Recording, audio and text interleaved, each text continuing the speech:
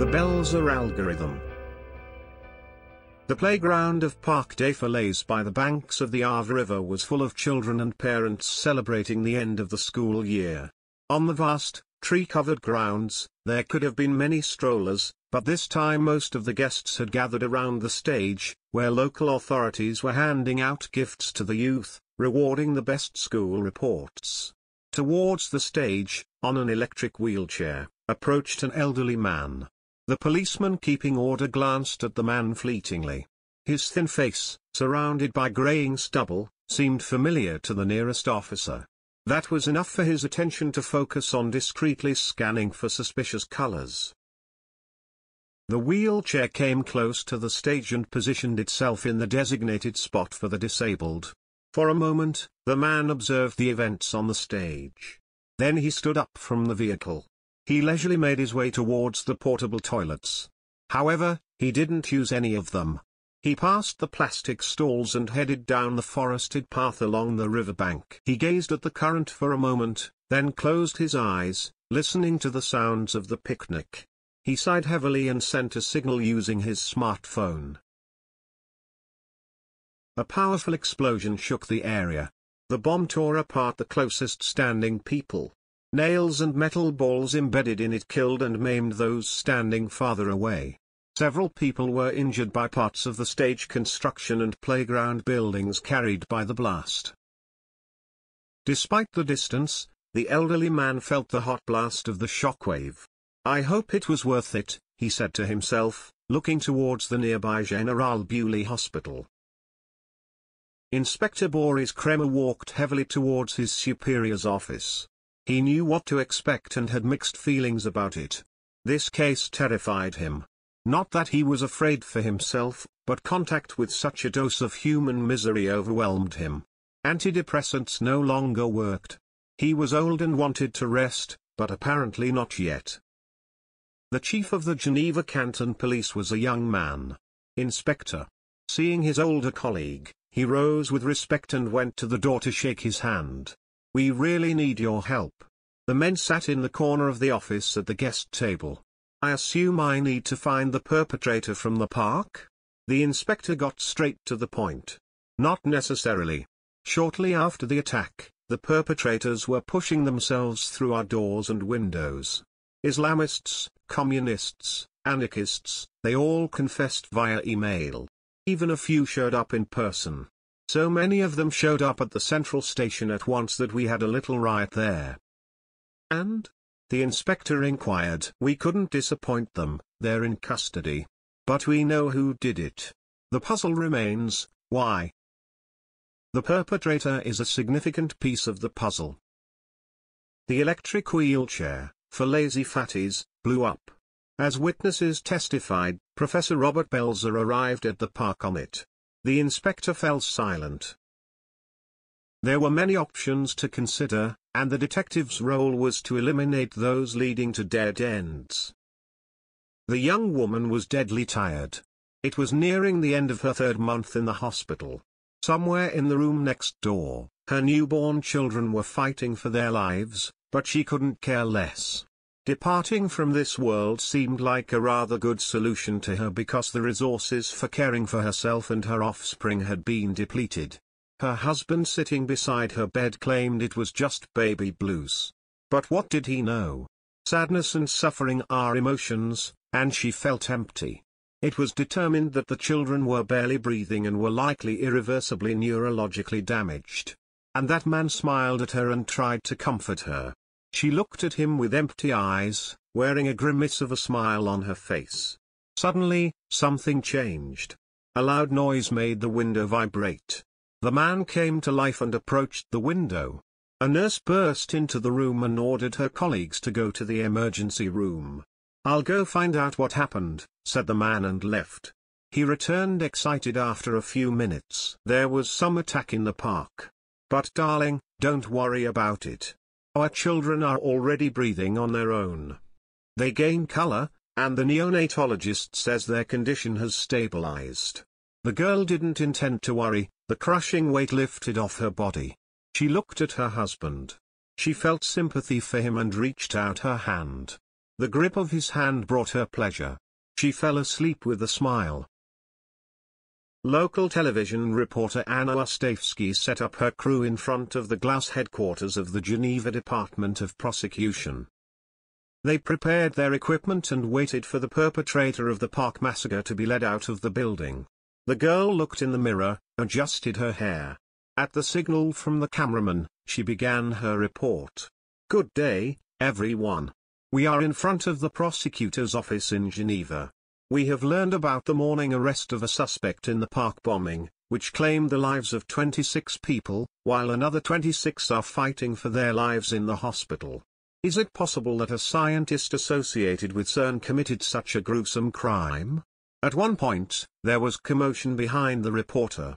The cameraman was doing his job correctly, and the girl could turn sideways and observe what was happening, commenting on the events.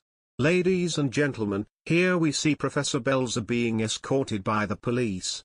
He is getting into the car. We will try to get some information from the prosecutor handling this case." "Mr. Prosecutor," journalists shouted, trying to get the officials' attention. They were relieved to see that the lawyer didn't ignore them. "Mr. Prosecutor, is it true that the famous professor, an employee of CERN, committed this crime?" "No. The detained Professor Robert Belzer was not an employee of CERN, although his work was related to the research of this institution, but please do not associate CERN with this terrible crime." "Is Professor Robert Belzer the perpetrator?" asked the reporter when the prosecutor paused to catch his breath. "Professor Robert Belzer is a suspect in this crime. The details will be determined by the investigation." The inspector was about to meet with the suspect. He knew it was a crucial moment. He felt excitement he hadn't experienced in a long time. He entered the interrogation room briskly and without a word, avoiding eye contact with the suspect, took his seat. He placed his laptop on the table and powered it on. The system slowly activated. Seizing the moment, Kremer glanced at the suspect. Sitting in front of him was a short, slender, elderly man. The inspector understood why he hadn't raised any suspicions. The man looked disoriented. And that was precisely what the interrogator aimed for. Criminals often envision such conversations, and he wanted to surprise them and take control of the meeting. When the computer booted up, Kremer began typing, ignoring the suspect. Finally, he spoke. "Did you, on June 28 of this year, carry out a bombing in Parc des Falaise?" "Yes." "For what reason did you commit such a heinous crime, killing and injuring many innocent people?" "I did it inspired by Satan." As the interrogated barely finished his words, the laptop's lid slammed shut. The inspector abruptly stood up from the table and left the room without a word, leaving the surprised suspect behind. Kremer already knew he was dealing with someone who carefully planned the crime. He didn't want to play the suspect's game until he knew its rules. As he approached his room, he was stopped by the duty policewoman. "Someone would like to meet with you regarding the bombing." The inspector waited as the receptionist issued an identification badge to the guest. He expected a short, hunched man roughly the suspect's age. He escorted Professor Hein, as the guest introduced himself, to his room, engaging in casual conversation along the way. The inspector took his seat behind the desk, and the guest sat opposite him. "What brings you to me, Professor?" "It's about. I think I might be. I wouldn't want to be involved in this bombing case." This time, Kremer's voice was filled with sweetness. "Please, tell me everything honestly. No one will rush to accuse you." "Robert, I mean Professor Belzer, was my colleague from the times when he worked at the University of Geneva. We played bridge together in the academic club, and after all this, I remembered that sometimes we talked about explosive materials. It happened on the occasion of various attacks that happened in Europe, and I thought that was it, but now I think it's about something else." "But why would Professor Belzer talk to you about it?" "I am the dean of the Department of Organic Chemistry." The man fell silent. He was considering something. Please, tell me everything. We'll have it all behind us, encouraged the policeman. The witness audibly swallowed saliva. It's about the fact that for some time, I've had deficits in the inventory of certain nitrogen compounds and other substances, which now I realize could have been used to construct the explosive device. And you didn't report this? Unfortunately not. They weren't large quantities. These things happen, natural losses of reagents. Sometimes a student takes something to make some fireworks. Such amounts can be written off as losses, but after this bombing, everything may look different. Do you suspect Professor Belzer? No. Heaven forbid. No. He's an honest, hard-working man who has experienced a lot in life. Experienced a lot in life? Yes. About 10 years ago, his son and daughter-in-law were killed in a car accident. Work helped him survive. Unfortunately, 2 years ago, the university didn't give a recommendation for the results of his research. Although there was talk of a Nobel Prize. What was his work about? It's some mathematical statistical issues. Not my field. And was the assessment of his work by the university fair in your opinion? It's hard to say. I wanted to mention that we are doing an inventory of our warehouses. We want to cooperate. Boris Kremer searched the web for information about the suspect. He found scientific papers full of mathematical formulas and information about a possible Nobel Prize nomination, but not from the official university website, only from a local newspaper. Not very credible, but capable of creating a rumor. In the end, he came across something promising. A certain Miss Ostayevsky announced a documentary about the life of the professor and his work. It was soon to be broadcast on the channel she worked for. Not so fast, certainly not before we talk, thought the policeman, and found contact information for the editorial office. And do you want an exclusive on the investigation? Will you build your career on the deaths of a dozen people? The policeman asked. The girl felt touched.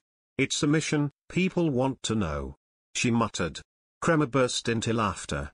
After a moment, he regained his composure. Please forgive me, it's just my frayed nerves. Could you kindly tell me, for what? So they can avoid dangerous situations, suggested the journalist. They'd have to stay home for that, and even then they might have a heart attack watching your program.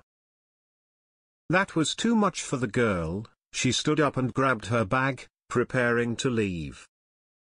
You have exclusivity, the policeman stopped her. The story he had learned wasn't anything extraordinary for the old policeman. However, surely no one would want it in their biography. The first tragedy that befell Professor Belzer was the death of his wife. She died of leukemia. Then his only son, a promising scientist, died in an accident. The car of the young Belzer couple found itself in the wrong place at the wrong time. They were returning home during a storm when a branch torn off by the wind fell on the roof of the vehicle, killing the woman and the man. Their 9-year-old daughter survived on the back seat. The young Belzer's grandparents from his wife's side took care of the child. All their acquaintances were very sympathetic to the scientist. It seemed that the man bravely endured the misfortunes that befell him. One of his colleagues remembered how the professor said he was glad his wife didn't live to see that moment, because he would cope, but it would kill her. The girl spoke quickly, with an excited tone. Sometimes unhappy people carefully hide their suffering, Kremer interjected. There's still something interesting and mysterious about this case. A few hours before the bombing, the professor's granddaughter, the one who survived the accident, gave birth to twins. At the nearby hospital. Isn't that strange? Twin pregnancies sometimes happen, shrugged the policeman. But that's not the point. Don't you see it? For now, I see two events happening at the same time and a person connecting them. The probability that it's a coincidence is very small, the policeman encouraged. Inspector Boris Kremer's car pulled into the hospital parking lot. He already knew there was no chance of meeting with the granddaughter. Doctors had firmly prohibited her from seeing anyone. However, he could talk to her husband. They arranged to meet in the cafeteria. "How are the children?" he asked, shaking the young man's hand. "Thank you, they're getting better. I think we'll leave the hospital in a few days," the young man smiled. They sat down at one of the tables, placing cups of coffee in front of themselves. "I'd like to emphasize that this isn't an interrogation, and you're not suspected of anything. I'm only here to determine the motive for your grandfather-in-law's actions. Can you help me with that?" The man shook his head. "We have two events occurring simultaneously and a person linking them. The likelihood that it's a coincidence is very small," the policeman urged. "My wife and I have nothing to do with this." The man raised his voice, and it seemed like he was about to leave the room. "If you leave now, I'll meet with the nice journalist Miss Anna Ostafsky and tell her that your role in the bombing, although certainly not as the perpetrator, is and will remain a mystery. People like mysteries. They love to explore them and solve puzzles. In a few months, Robert Belzer will be sentenced to 25 years in prison or declared insane and spend the rest of his life in a psychiatric hospital. And ghosts of suspicion and unresolved cases will linger beneath your windows. Who knows how it will develop?" "Enough!" the man yelled, drawing the momentary interest of several people sitting in the cafeteria. "Let the professor be asked." "I asked him, he told me the devil commanded him to do it." "The devil who plays dice?" The man was surprised. There was nothing about Mr. Darkness's favorite pastimes, but I see we have a point of contact.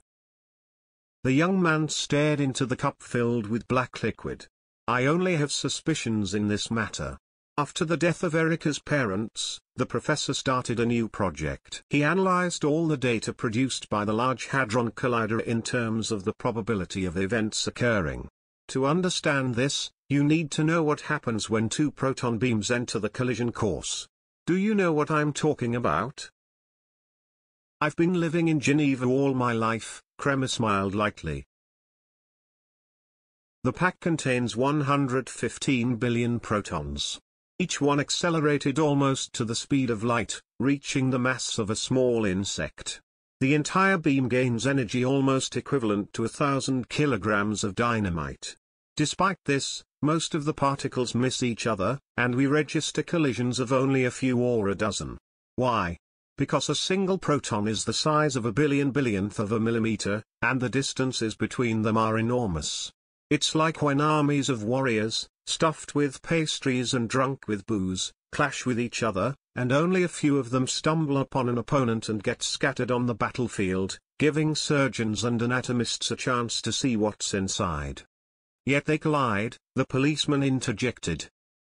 Exactly. And that's what Professor Belzer focused on. He analyzed petabytes of data and created an algorithm that predicts how many protons will collide in a given experiment and where it will happen.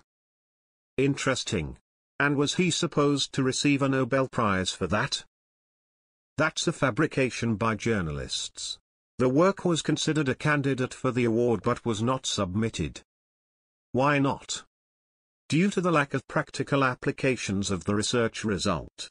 In other words, who cares which protons and where they collide? What matters is that the phenomenon occurs. That's when during the presentation of the research, the professor used the metaphor of the devil rolling dice, claiming that the absence of collision is good, and collision is evil. The professor referred to entropy and its influence on destruction and creation. Unfortunately, his colleagues mocked him, saying that good and evil are human-made categories. Anyway, then the professor got sulky and retired. And how does this relate to our case? The man finished his coffee. Professor didn't maintain frequent contact with his granddaughter, but when he found out she was pregnant, he was very happy. He visited us several times, and as I now assess it, he was very interested in the progress of the pregnancy. The news of the problem saddened him deeply. That's when he said, But please don't draw any hasty conclusions from this. The man firmly cautioned.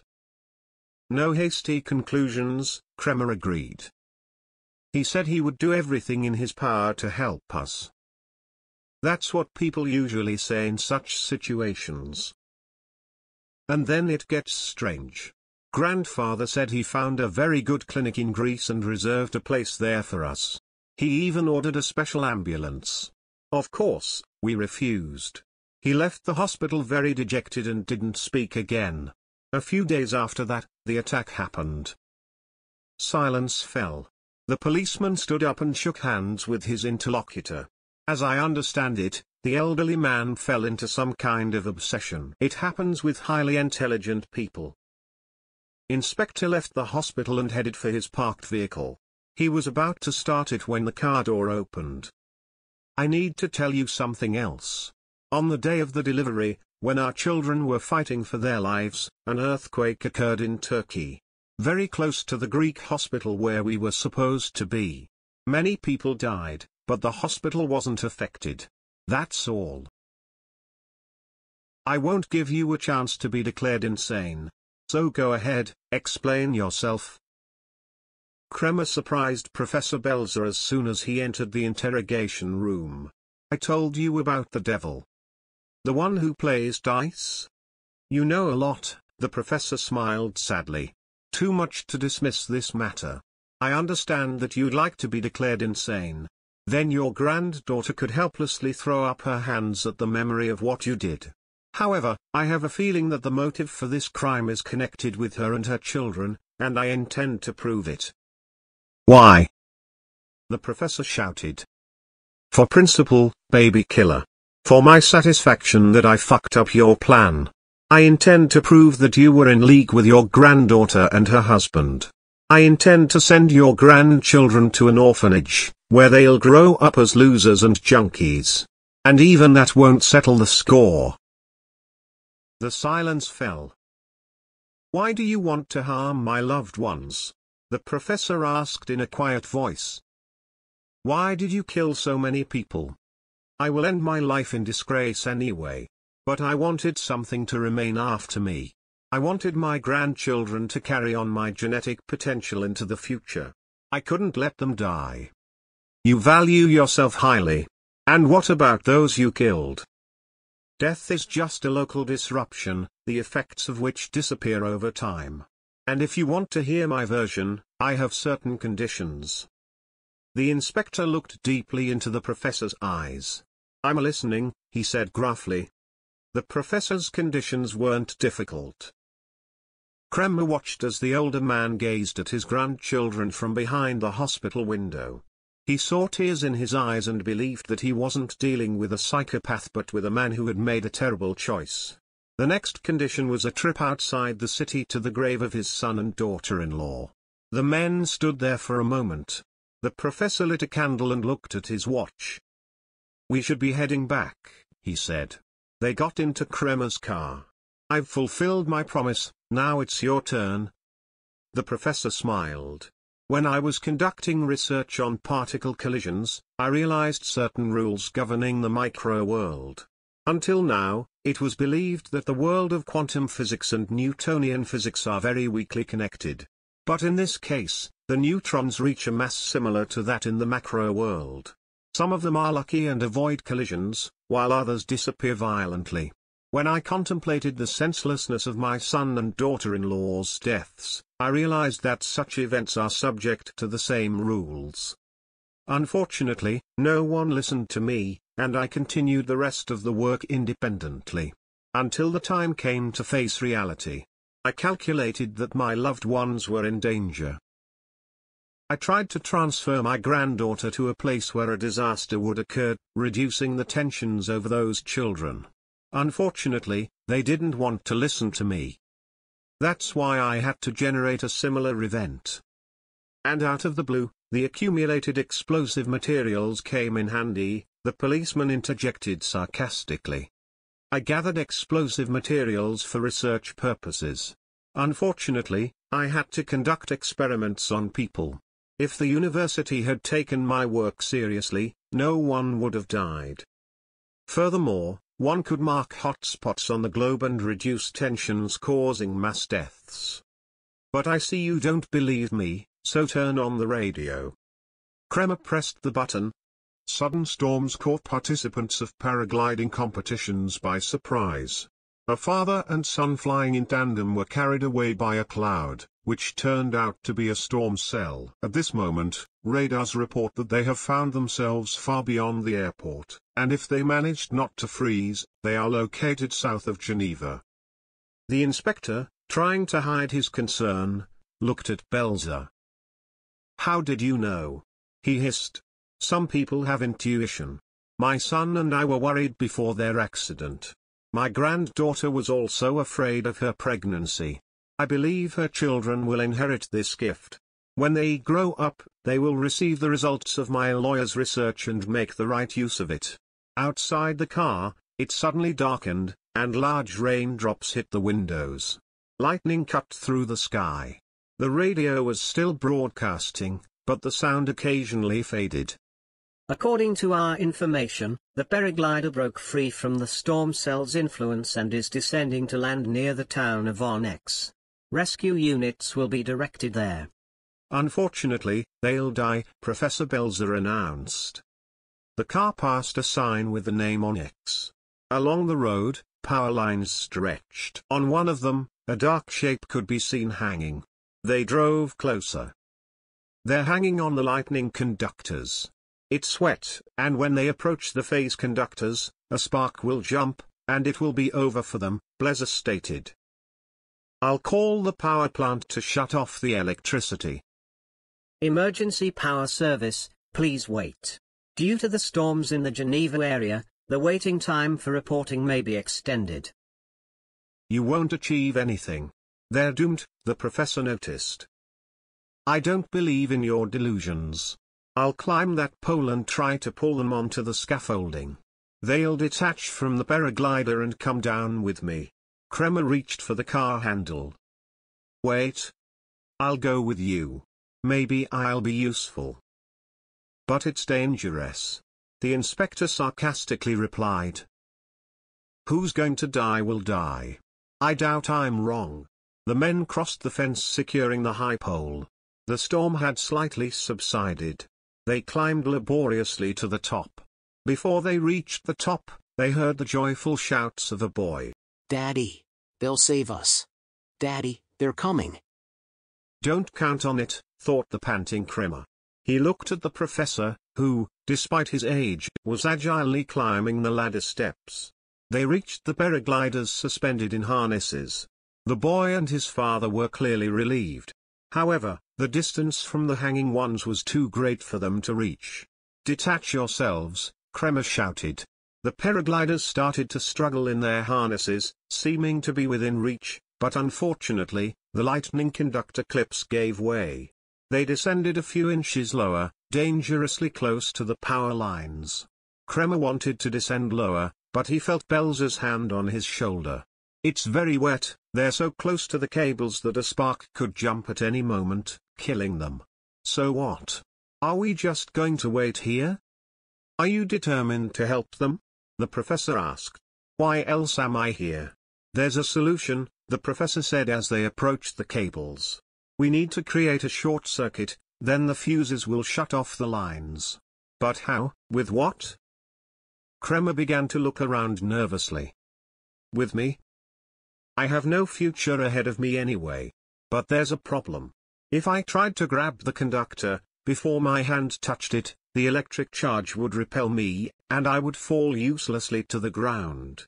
However, you can hold on to me, and then the impulse will pass through me and you onto the mast, causing a short circuit. The line will shut off."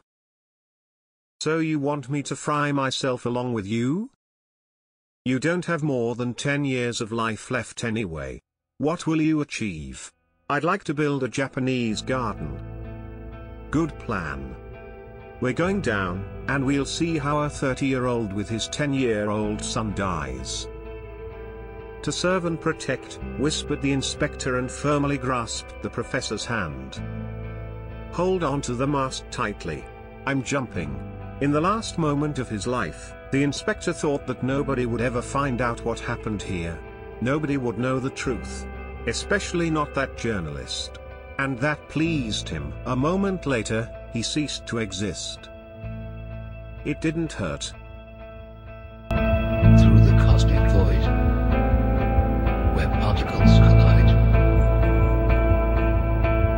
seeking answers in the realms that hide. In the quantum dance we find the keys to unlock the mysteries of galaxies. Oh, the universe speaks in equations and light. Through dimensions vast, where atoms entwine, in the crucible of stars, our souls align. CERN's great machine, spinning threads of fate. We search for truth, though the hour's late.